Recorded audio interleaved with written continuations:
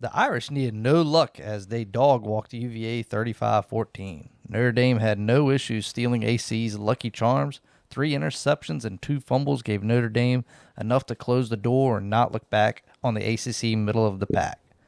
Shots were fired as Musket took over in the second half, providing 2 touchdowns to put some respect on his name.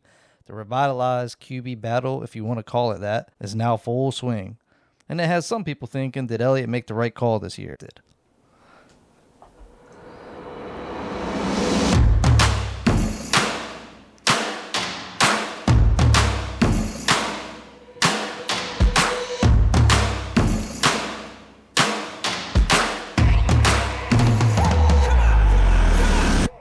Well, before we jump into this QB talk, Sean, was this game as a whole what you expected? I mean, I think we expected a tough task.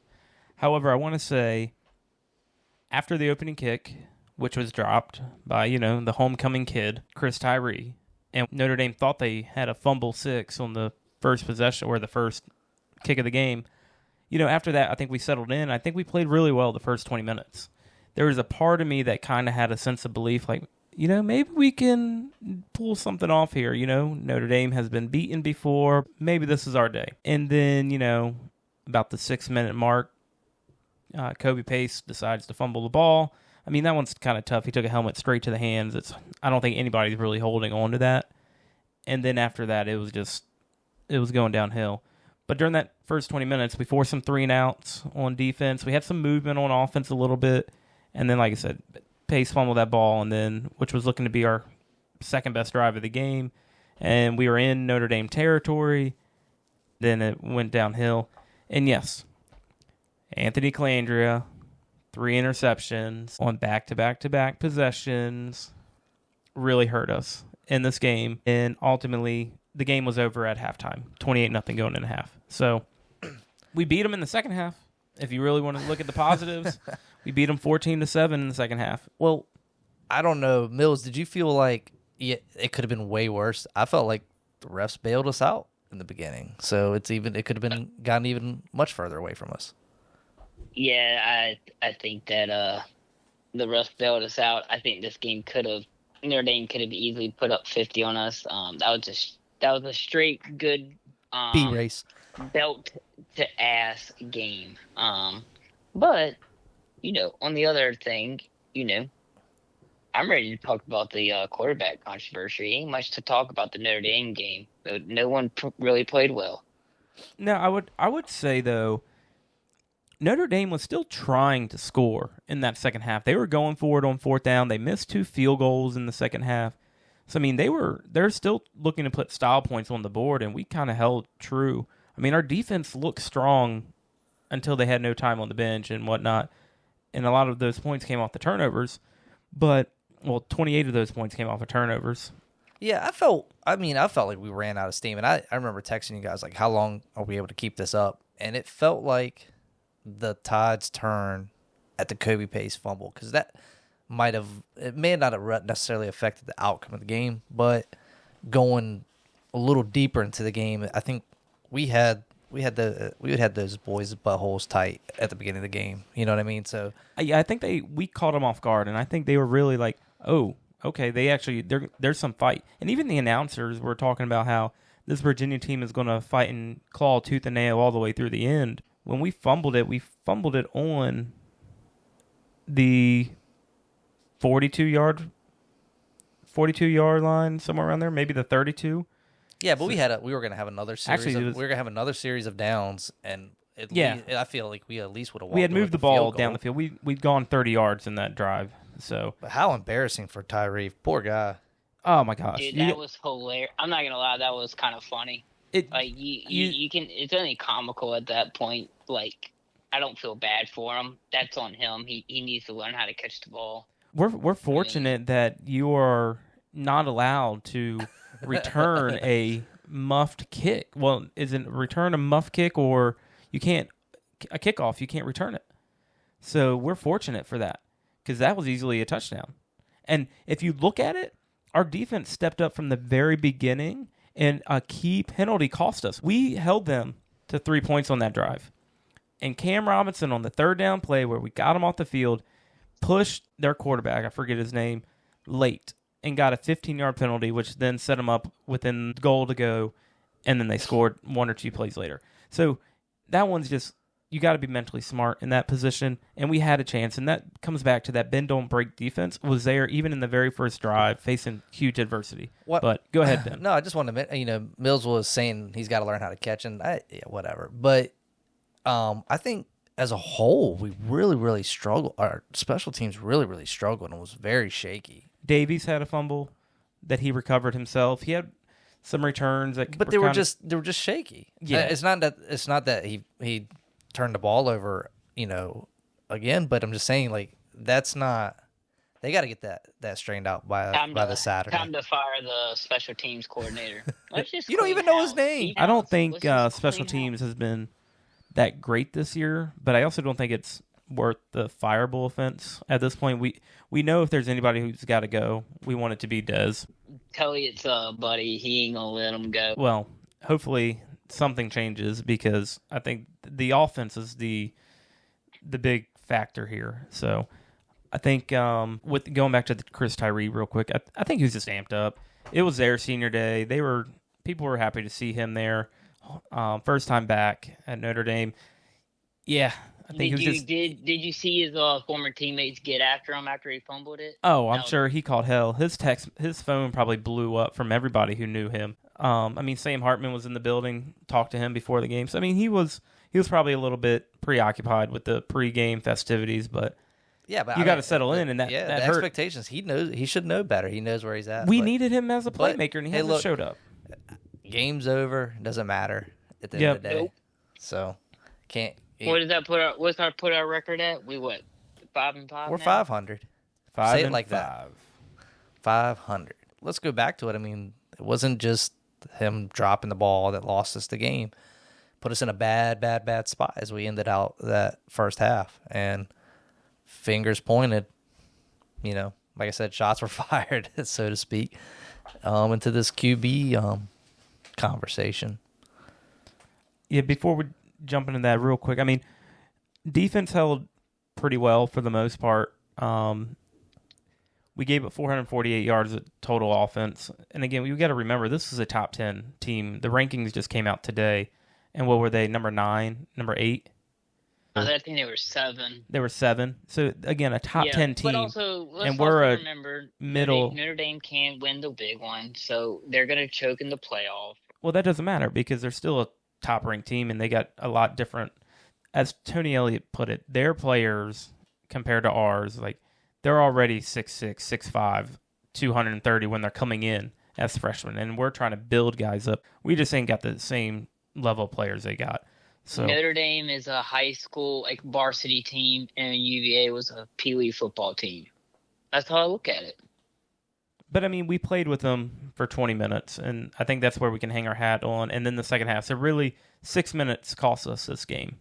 I think we've talked about it enough. There's not a whole lot else to say. Defense tried their best, but turnovers were the name of the game, and so now we got to. Hats off to Sanker, though. He went another. Out there. He shows that he can play at that level, in my opinion. So, which earned him. I'm pretty excited for the guy. His 8 solo tackles, 5 assists, a sack, 2 tackles for loss earned him ACC Defensive Back of the Week. He didn't pick up that fumble, right? Or the one that bounced off his chest. He did have the fumble recovery on the special teams. Now, there's some controversy there. Some people are saying he called fair catch. He's supposed to be able to still try to make it play on the ball, even though it touched him. But, it went our way. We'll take it. But that's his 4th time winning that accolade of the year. No one else has done it in Virginia history. He's almost 500. Yeah. All right, quarterback controversry. Well, I'll let you lead us off, Ben, and give us your thoughts. AC, Musket. I don't know. I really don't know what the best way to approach it for the rest of the year. Do you shake the guy's confidence and sit him the rest of the year? Do you let Musket start next week, because it's senior week, or the Saturday, excuse me? So Are they going to try to go out there and do what they thought they were going to do at the beginning of the year with a dual system or a dual quarterback system? I don't know what they're going to do. I just think that AC. I guess maybe I'd like to just see AC finish out the year. If you really look back at last year, I just don't see that he's really improved on last year. And I know there's different variables, but I was talking with Sean earlier. I don't think the O-line is the necessary root cause for all his woes. I think that they're not inherently better or worse than they were last year, so you can only blame it on the O-line but so much. But his numbers last year were better, so I haven't really seen him progress the way that I'd like to have seen him progress. Yeah, I just don't think he's developed and progressed well this year. And who starts, it didn't really matter because I think we're all in agreement that anyone in this quarterback locker room right now should not be the starter next year. Like, Elliott should definitely go out and get someone else. So it doesn't matter. Flip a coin. I mean, maybe you let Tony Muskett start because it's senior night and it's his last hurrah at Scott Stadium. But I don't see AC. Did you say senior night? Senior night, isn't it? Oh, senior day. Senior day is a 12 o'clock game. Senior day. It's 12 o'clock game. Okay.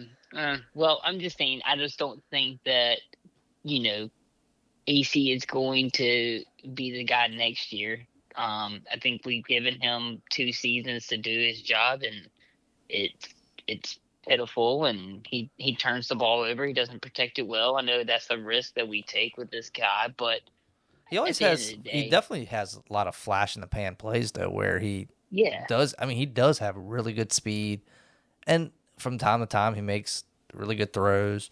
You can't really take away his competitiveness, and I think that also, that may get him in trouble at times. I saw a good tweet today. Someone said, like, if they go Muskett's route, they could see AC instantly hitting the portal and going somewhere else, just because it's kind of like, oh, you're being benched. It's kind of like a demoralizing them a little bit. Yeah, but I mean, if that happens, I mean, Coach Elliott can't be held hostage by the portal. No, he cannot. No. You know what I mean? And that's what I'm saying. I just don't think anybody on this roster should be like. I think he definitely needs to go out and get another quarterback, either another freshman or hit the portal really hard and get someone that transfers. Maybe another Monmouth quarterback. But I don't know. It's just he's not we had a lot of high expectations because he's done well, but he also is prone to turn the ball over. Well, and I think that as far as going out and getting, when they have the one kid, the one kid coming in up from Florida, and what Bergeron or something like that, Bjorn Jurgensen.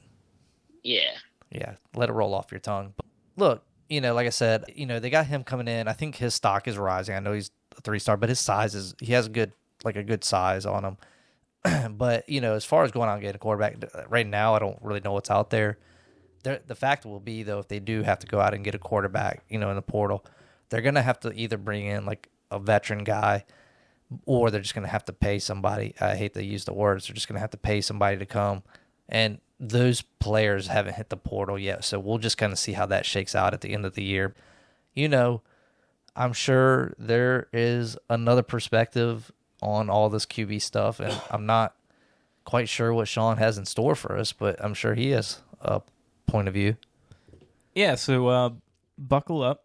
This is my soapbox. This is my time. Oh, well, is there a stat disclaimer on how many stats you're going to put out out there? This is not stats. This is... So I spent today... Well, let me. Are you going to get emotional? No. All right, so let me restart by saying. Okay, I just want to make sure we're not going to go to like a funeral or no. So I want to go back and say that I agree that I don't think the quarterback for next year is in this room. It's unfortunate to say, but I kind of agree with both of y'all. What you're saying, that we haven't seen much progression from AC that we wanted to see. We're all high on him, and it just hasn't happened. He's got the same kind of mental errors that plagued the team. But we know he has good flash in the pan.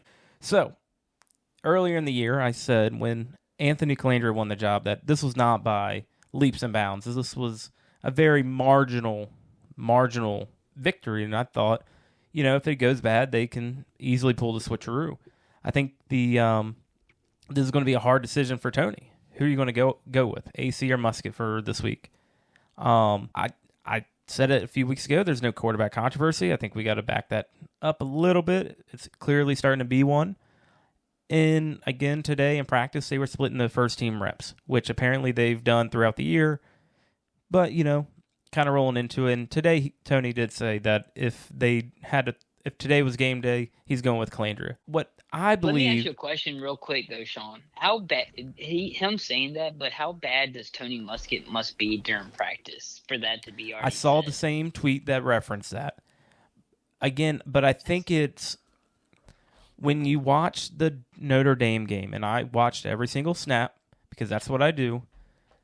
Musket, he scored, but he's scoring in garbage time. He's scoring late in the game. He scored on the very last possession. So the game has changed. But the same plays that, Calandria would roll out and maybe make something happen or not, or turn the ball over, Musket just stood there and just got popped. So there's certain key difference. I think it's the mobility factor where Calandria is going to pull it and try to run, and that's where he can be creative. Where Musket has some of that. He scored on a QB draw. But I just don't think.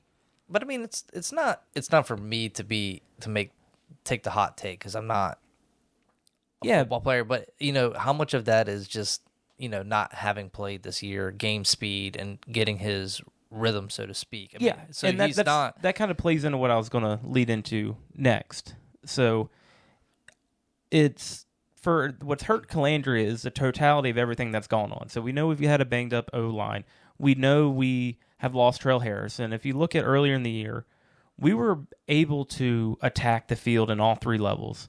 We were throwing a lot of deep balls.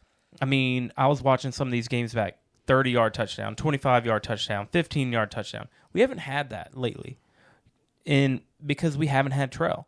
We haven't had the big throws to Neville that we had in Wake Forest, those back-to-back touchdowns that brought us right back into the game and won us the game. So if you look at it, it's a totality of everything that's going on, and I think it's hurting AC. I think his internal clock is sped up. I think he's not really progressing through his reads as much. He's focusing on his number one guy because you got guys like Andre Green who's kind of made some drops, not been there when he needs them. Same thing with Chris Tyree, not making the plays. So I think it's kind of those things. He doesn't have trust. And then when we get into game situations where we're starting to lose, and I've said this pretty much every time we've had a game like this, when we are down, he tries to be Superman, and he's forcing throws that he shouldn't. And Tony Elliott said the same thing today in his press conference. That's what's hurting him, and that's the competitive spirit in him. And I think that's why they're still wanting to go with him, because he's still fighting. He's fighting, but he's got to learn to give up on the play. And I think they've been trying to teach him that. But that's also where I go, maybe he's not the guy because he clearly can't protect the ball. And maybe this isn't meant for him, because we are such a team that we live on the fine margins, and we can't turn the ball over like that and expect to be good. And then it comes down to play calling. Early in the year, again, I've talked about it, we were hitting multiple levels of the field. Now we haven't. We've been trying to hit more screens, and people just aren't making plays. And I think it also comes with the level of competition has grown. So ultimately, it's hard to compare the stats with Musket and Calandria because of Musket's in-game play has been in those late game situations where the game is out of reach. And then, of course, Notre Dame pulled a big time. But so I'm really torn on the decision. And I've been really thinking about what I was going to say today, because I've said, hey, just, be ready for my take. It might be there. But I'm okay whoever starts this game. And I'm a big Anthony Calandria fan for this year, but I'm okay who starts this game. However, caveat, I don't want this to be a one-game transition. If we're going Musket, he's our guy the rest of the year. Our best chance to beat Tech is whoever starts SMU has to start week 10 or week 12 against Tech unless there's injury. Because you don't want to go flip-flop and then you're having a game playing different quarterbacks. If we go Musket, it's his job the rest of the year, and that's got to be our best chance to beat Tech. So, who would have thought, we'd both be battling for a bowl game, both have QB controversies at the end of the year with Tech, in the same boat as those guys. But Mills, who do you want to see start the rest of the year, or do you want to see like a one-off, or what do you want to see from what change do you want to see these last 2 games? Is it anything, or just keep rolling? Well, before I get into that, I did receive some good text messages from our good buddy and listener, Madison. He said that Tony Muskett needs to start. AC has been ass all year. So just want to let you know, one of our followers says it needs to be Tony Muskett. As for me, I think, like what Sean said, Tony Muskett has been just giving the, what did you call it, Sean? Just the chunk plays at the end, just the freebies. Yeah, the garbage time. The game's been out of reach. But you have a sample size with him from last year. Yeah, what did he play? What, 2 games? What, he got knocked out of the JMU game? No, he got hurt in Tennessee.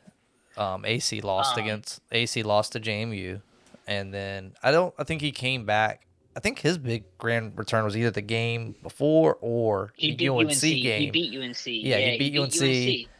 And then I think he got hurt like a couple games later, and AC finished out the season. I think if you're Tony Elliott, you listen to the crowd. Everyone is calling for Tony Muskett. I think they're tired of the turnovers. We just give them, and then Tony just give the fans what they want. Like Sean said, I do agree with Sean. Whoever does start this game should start the Tech game, just so we have consistency. But also, I'm just saying that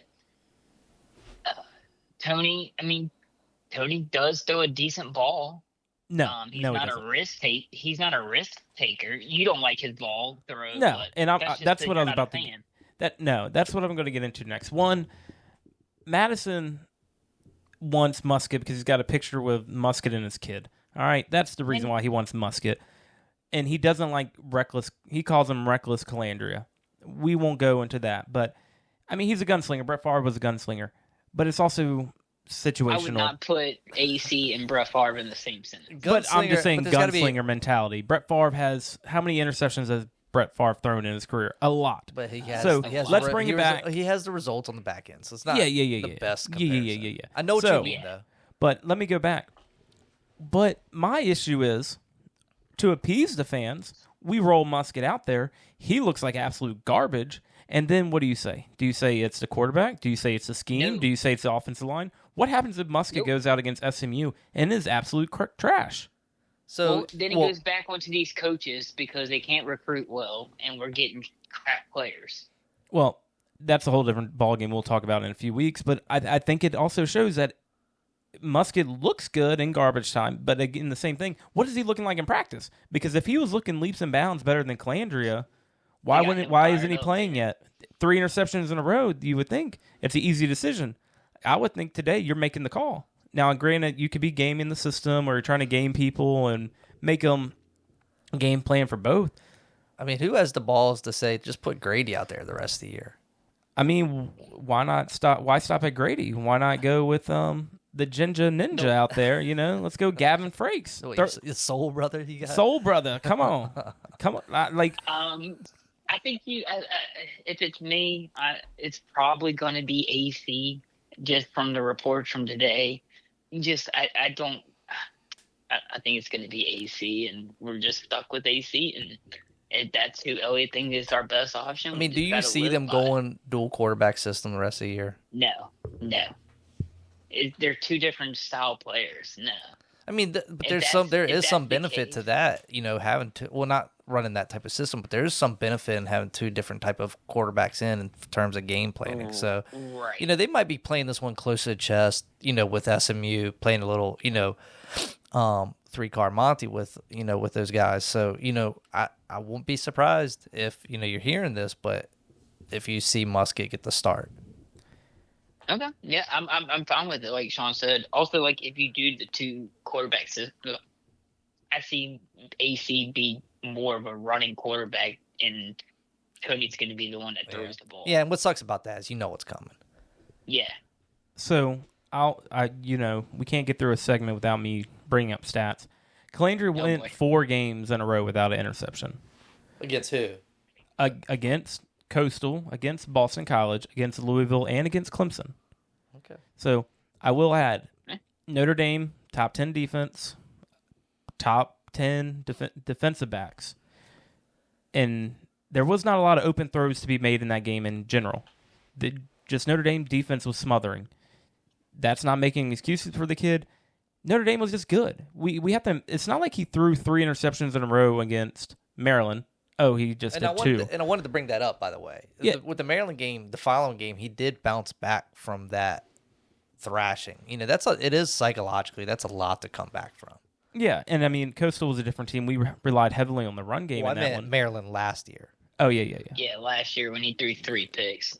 Correct. So, I mean, and it's the same MO. I keep saying the same thing. I'm sorry, guys. It's the same thing. We get down, but hey, Statman, what's his touchdown to interception ratio? Ratio, it's 12 TDs to 11 interceptions. That's terrible. Some of them, batted ball. I'm not going to defend them all the way, but some of those are the batted balls, the thick six. At the end of the day, it still goes against the quarterback.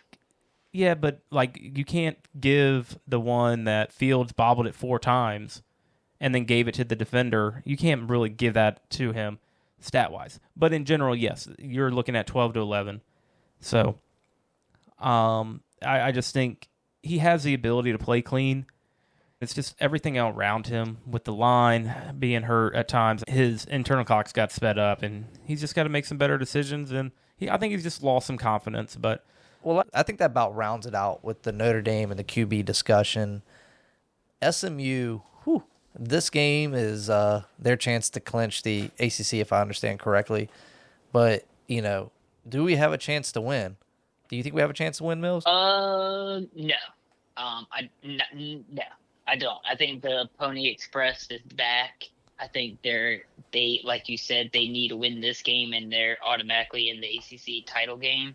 They're the second team out of the playoff as we speak right now. So this game means a lot more to them than us. I know we're trying to be bowl eligible, but they're playing for something bigger than the Toilet Bowl.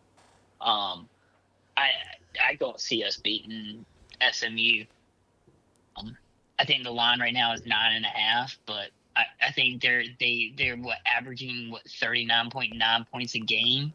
I mean, we're averaging 20 maybe, if that. But I think that SMU's got a lot to lose. So if they lose this one, so all right, I don't see us winning. Sean, what about you? What do you think about all that? So I've been looking, Statman here again. So I've been looking at their season and kind of following along.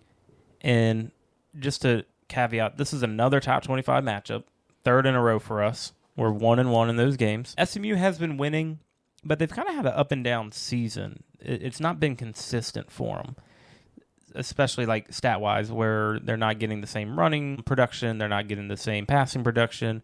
Defensively, they've been vulnerable. They played some close games. They had a 1-point win against Duke in overtime.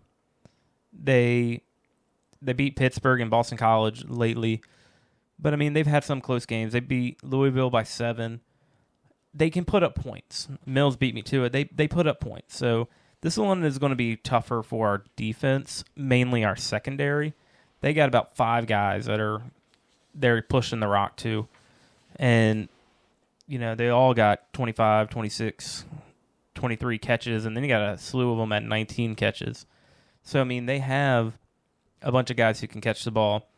I believe they're on their backup quarterback as well.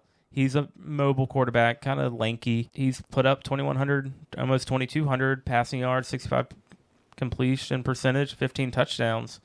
So, and the average is 220 yards a game. But what I think is... Yeah. Well, you know how to stop that, right?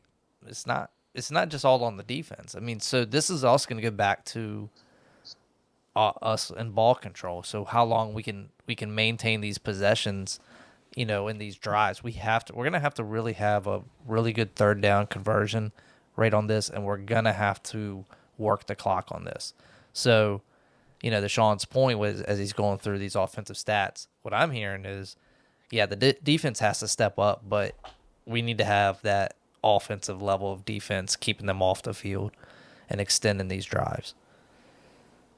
The crazy thing is about the SMU, Sean brought up, they're on their backup quarterback. The coach talked about it today on his little conference. He had to bench his starter after game 2 because he just saw in practice what this Kevin guy can do, and that's kudos to him for making that choice, and he's an electric player. I will tell you that. Yeah, I agree with that.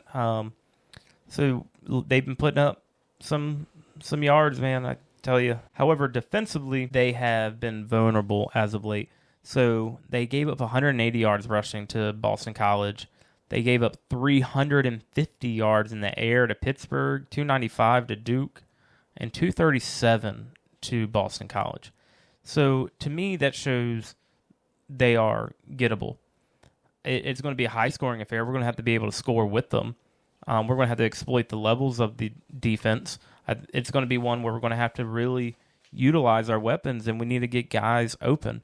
Defensively, though, I think what we're going to have is a challenge is in order to stop the run, we're going to have to trust our defensive backs to make plays. We know we don't have Clary, thank you. We don't have Clary anymore. He's hurt, so that leaves us with Kempton Shine back there.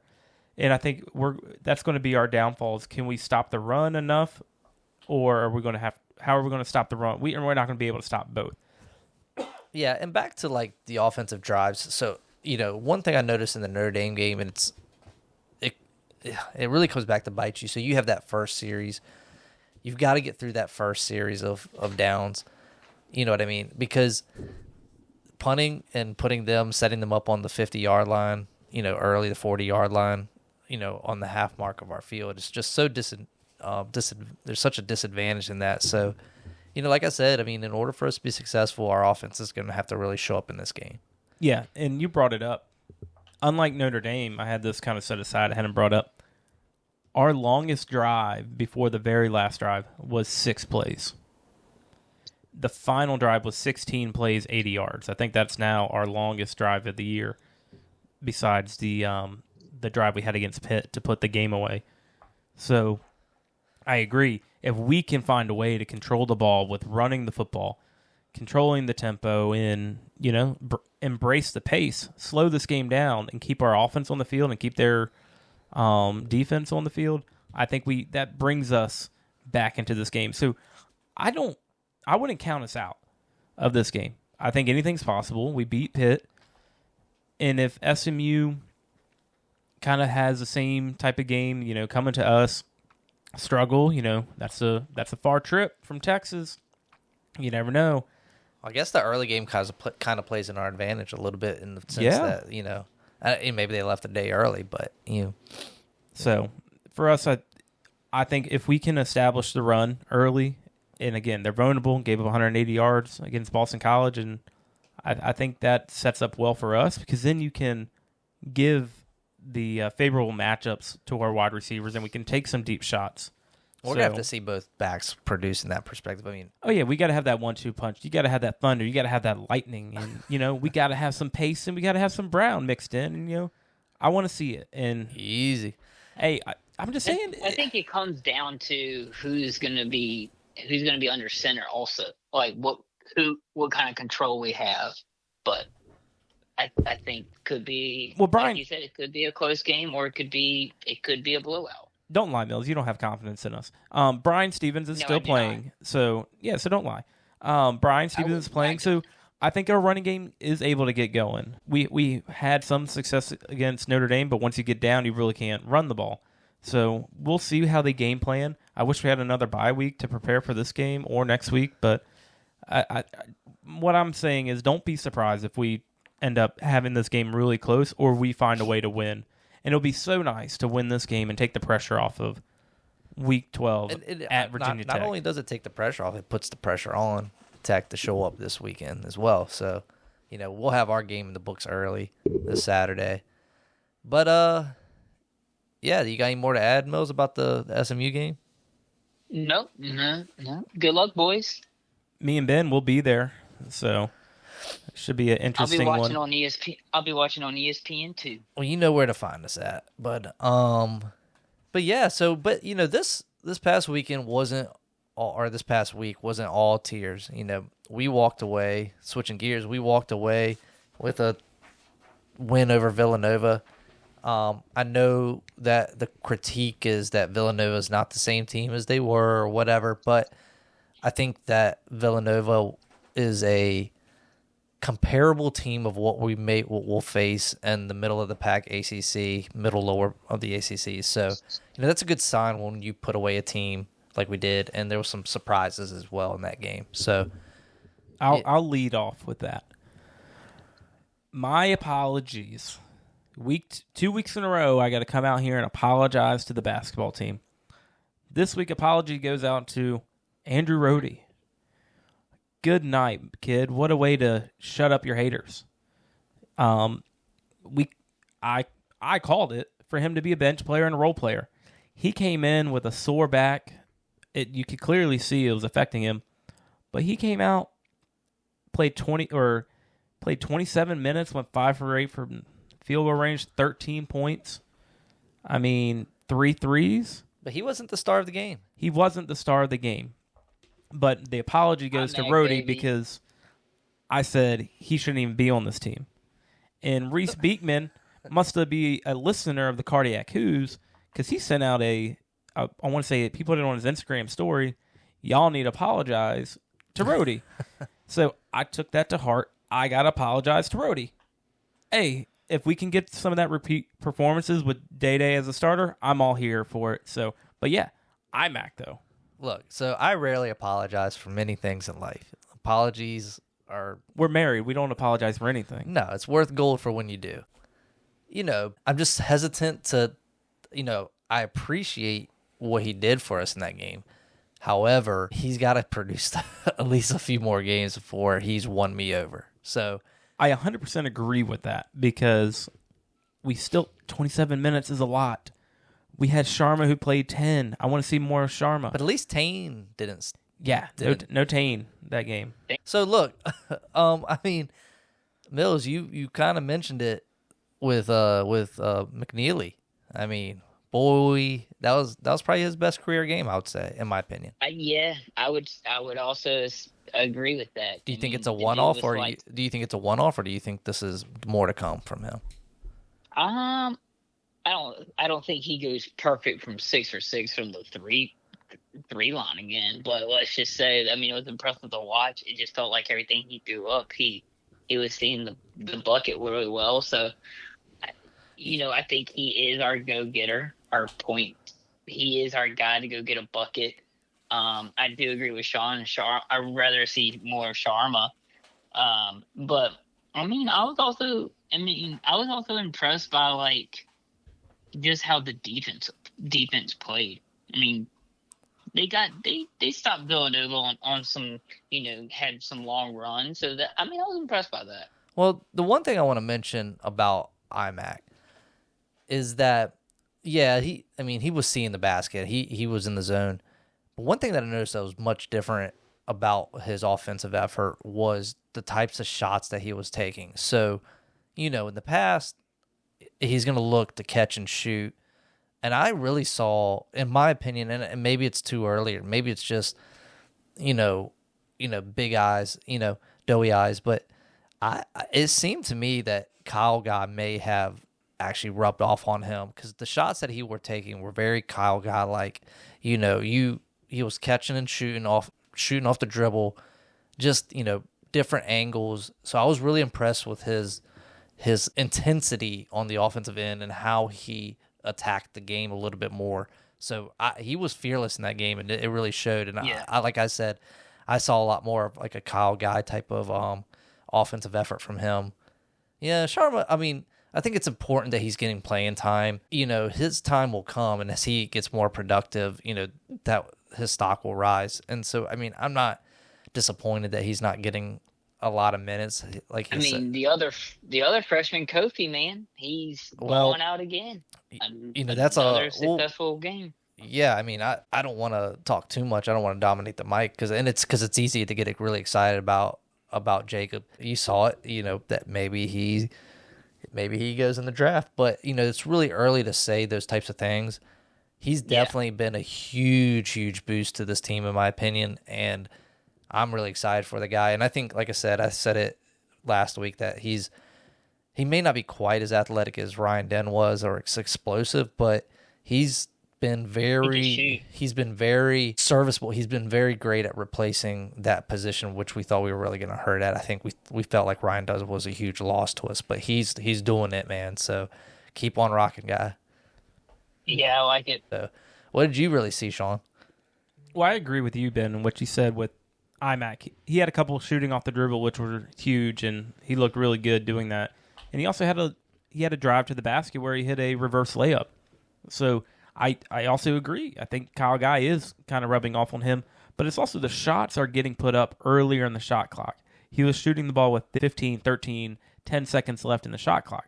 So I think we need to see that offensive production to improve a little bit more, get a little bit quicker shots and get the open shots. But the offense was flowing really well as with the three ball that Kofi hit. The ball touched 4 different guys on the perimeter before he shot it. So our ball movement's looking good. We need a little more points coming from the paint. We only had 16. So that falls on Blake and Saunders. Yeah, and you're not going to see that 3-ball dropping the way that it was all year long. It's great to know that we have that many guys that can fill that bucket up. But you're right, Sean, and I was going to talk about it a little bit, where unselfish play. I don't necessarily I'm too harsh on our paint play right now. You know what I mean? Just because we were really we were just really hot. Yeah, I mean, sure. You got to feed the hot hand and what's working. But what I saw a few plays out of Saunders. Saunders appears to be battling some cramps and stuff like that the past couple games. Got to drink that pickle juice. Well, yeah. I mean, he has such a smooth game. He had a beautiful post move. That, I mean, I texted my dad about it, because he likes that kind of Tim Duncan kind of stuff. But you know what I mean? It was really cool to see that play. And I think that we talked about this last week, where every game, I think when they're successful, you're going to have different guys that show up. I don't think you're going to have that one guy. You may have a guy hopefully we have it in the situation where Jacob he's that stable guy. But at the same time, I think you're going to have big guys show. You're going to have guys show up in a big way. We're a game plan nightmare because of this roster, and I think we are severely underrated right now because we haven't gelled. People are still like, "Oh, Tony Bennett's gone," so that's more so what they're talking about. And how's Virginia going to respond? And there's still a few guys that haven't showed up. That's yet. what Power. He had 5 points. He didn't get part of that 3 party. Yeah, he had a 3, so he just didn't get a lot of looks yet either. So it's the same thing. It's going to be when people are off, who's going to be able to step up. I also really like how Day handles the rock, how he can get dribble penetration, because that's going to open up that 3-ball. Because when he starts dribbling past guards and gets into the paint, and then he can feed out to the 3-point shooters. And there was that one, not that he kicked it out, but I mean, he was faking. He has a really good move where he goes down, fakes, holds his pivot, comes back up for the layup. Oh, the white man can't jump move? Hey, it looked good, and it's working for him. And he had another strong game. He had 8 points with only 1 assist on this one. But I do want to bring up that one thing that I was very upset about in this game was the types of turnovers we were getting. A lot of picks off the dribble, just sloppy kind of turnovers. And we got to take care of the ball. I get it. You are going to, get passes deflected here and there, guys getting their hands up in the passing lanes.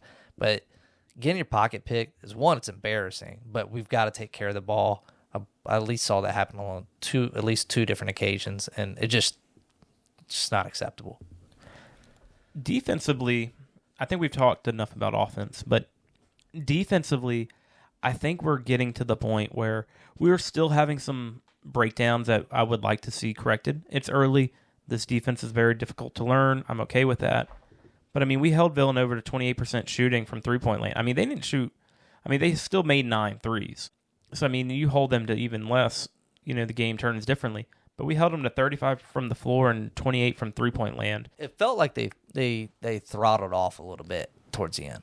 We did, or Villanova did? It felt like we did a little bit on defense. Yeah, because we had a chance with we had a 18-point lead under 2 minutes to go, and we squander that to 10. So that one, you really would have liked to see us get that 18-point win. Down the road, when Ken Pom actually matters, that would have helped us a little bit more, I think. 18 points versus 10. But at the moment, we'll take it.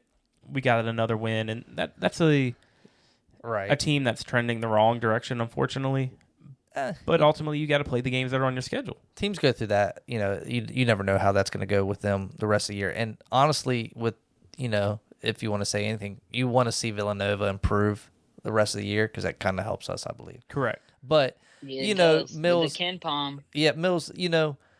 I don't know if you got this, but I can recall last year we got off to a pretty good start last year, and then the game that I really remember was the Memphis game that we went and played, and we just got whopped.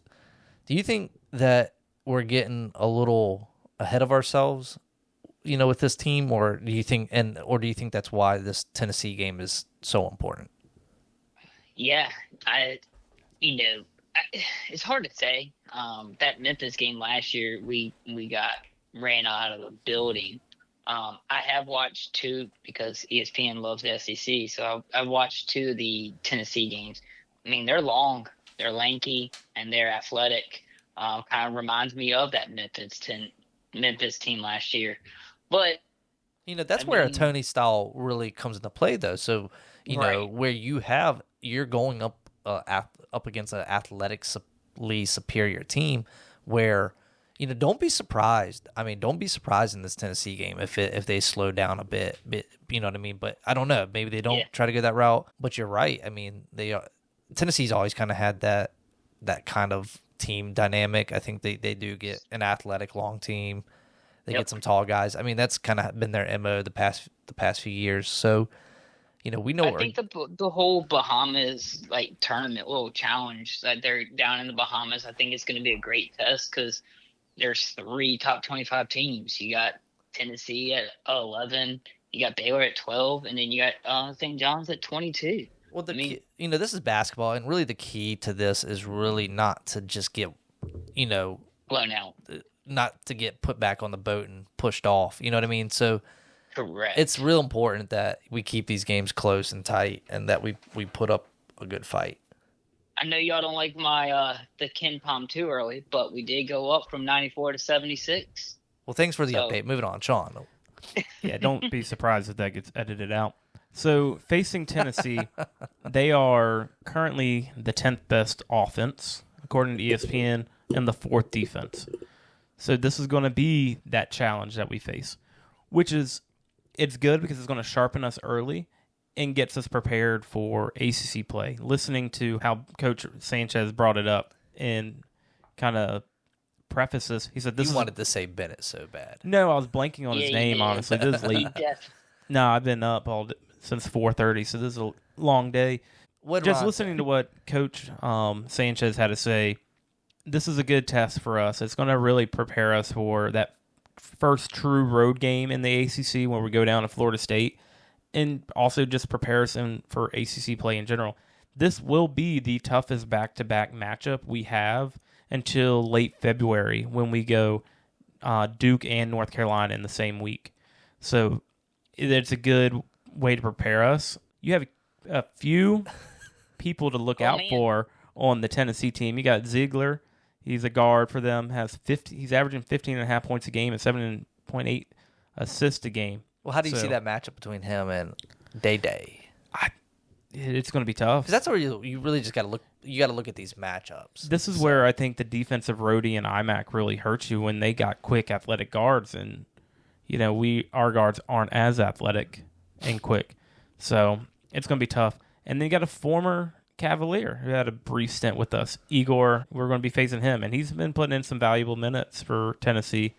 So I think the biggest thing for us is going to be they have not won a game by fewer than 16 points, and their largest victory so far has been 22.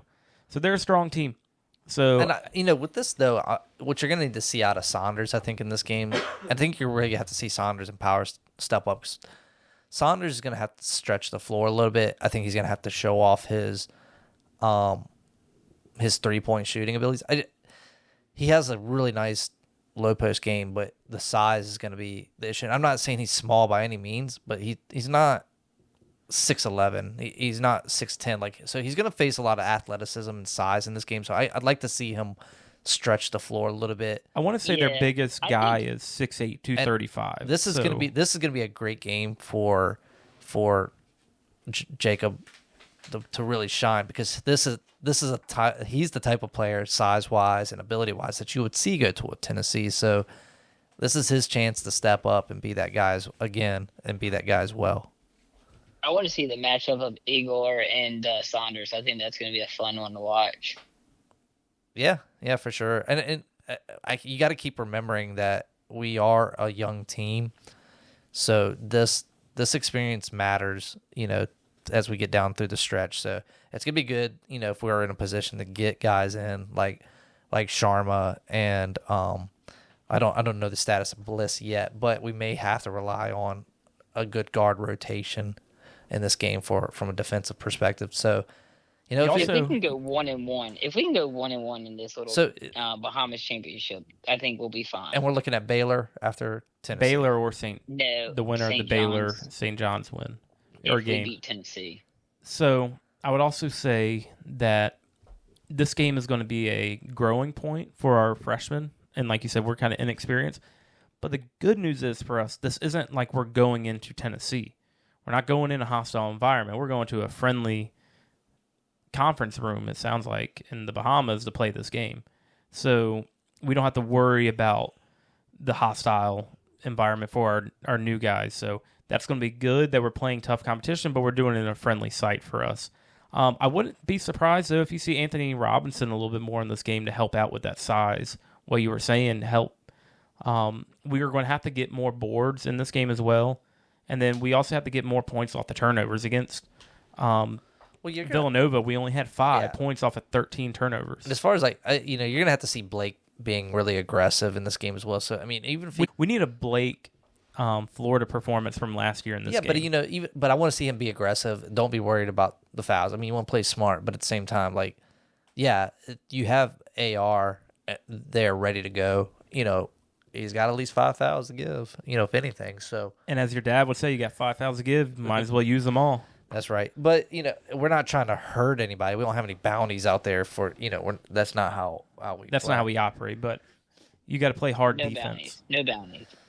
So. And just give hard fouls. It's okay to give a hard foul. Don't give up easy buckets. That's all you're saying. Correct. So that's right. It's good. I think, realistically, this is probably going to be a game that it's going to be tough for us to win. We might catch our first L of the season, but it's going to be how do we play in this game, which is really going to show a lot for us. But we get 2 games of basketball in the next couple of days. All right. So, Mills, do you have any updates on soccer? I know we talked about, their big win against Pittsburgh last week, but know what? How'd this past game against Wake go? Not good. The boys played in a torrential downpour, and they got mollywopped 5-1. But on the bright side, they made the NCAA tournament, and they are the 11th seed. So they got the first round bye. So that is good for us. We play probably West Virginia. Well, ACC title's out of reach, but, we still have a shot at the NCAA title. I mean, we probably have a better shot at winning that game than we do against SMU this Saturday. That we do. That we do. Well, boys, that's another solid hour. Go Who's. Go Who's.